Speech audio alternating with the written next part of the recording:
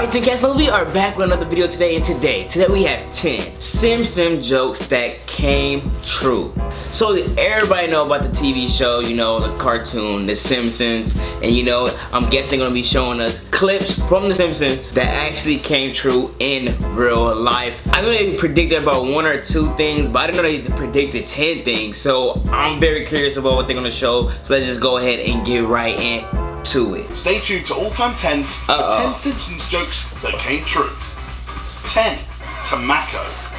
In this classic episode, Homer decides to turn his yellow fingers green and plants a mix of crops on the land while hiding out in Grandpa's old farmhouse. But deciding that fertilizer is for amateurs, Homer uses plutonium instead and ends up with a hybrid crop that he names Tobacco, a mix of tomato and tobacco.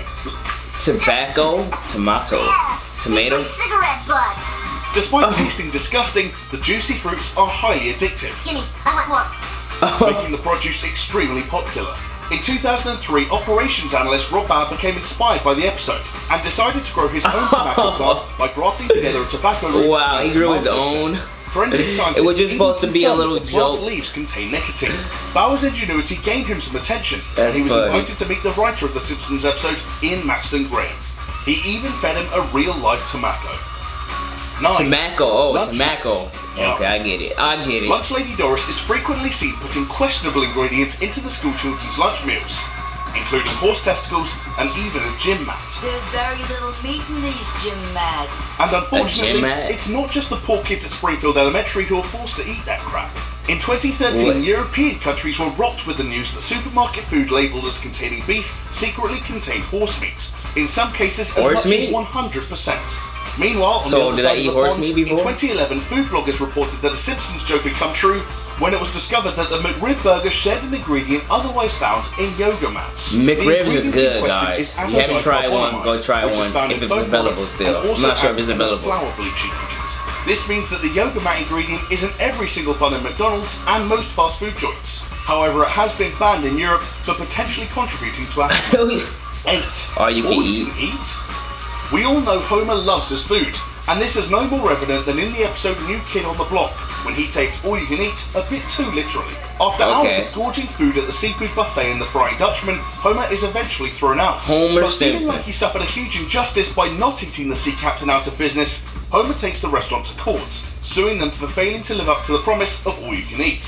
Hey. Now from Springfield to Wisconsin, somebody did a real life sue somebody. Became a real problem for Bill With, who visited Chuck's place in the hope of taking advantage of their all-you-can-eat promotion. After he'd eaten 12 whole fish, the restaurant complained that they were running out of food. They gave With another 8 fish, and agreed that the meal was on the house if he promised to leave the site. What do you mean you ran out of food? You should be happy you buying all your food. With called the police and picketed outside the restaurant, accusing them of false advertising. Ironically, With himself ended up getting arrested, as his outraged picketing fell under the category of disorderly conduct. 7. Octomum. When the Simpsons family decide to meddle in their Pooh and Manjula's life by spiking them with fertility drugs, Manjula ends up giving birth to octuplets. What? However, as he doesn't have enough funds to raise a family of 10, Pooh agrees to let his kids be raised by the sleazy owner of the Springfield Zoo, Larry Kidkill. And soon he becomes horrified to learn that the deal includes his babies being exploited as a star attraction at the zoo. When the episode was released, it received mixed reviews from critics, including journalist Nancy Basile from About.com, who claimed that the plot was outlandish. Little could Basile have imagined that in 2009, America would have its very own Octomum.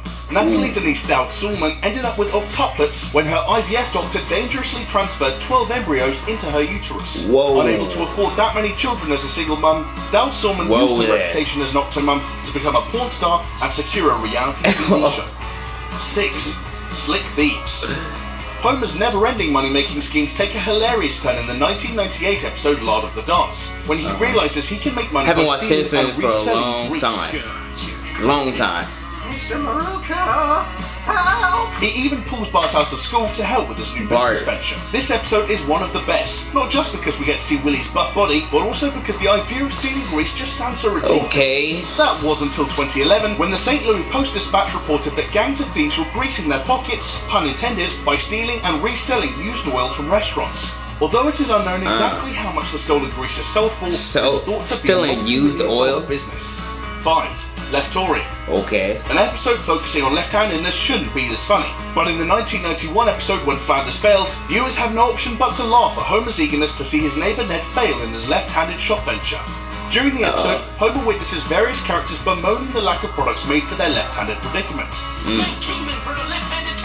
But rather than directing them towards Flanders' shop, he chooses to stand gleefully in the wings until his neighbour falls into financial ruin. Cut to real-life San Francisco in 2008, when the city became a bit more inclusive and the Lefty store opened, selling customized left-handed products to the public.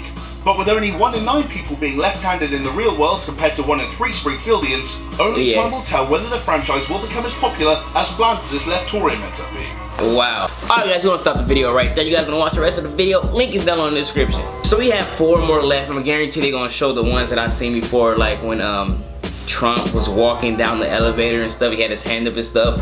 That's one of them. I guarantee is gonna show one of those. Most likely, I'm not sure. You guys know what I'm talking about. Anyway guys, let me know what you guys think of this video down below, and I'll see you guys in the next video. Yeah.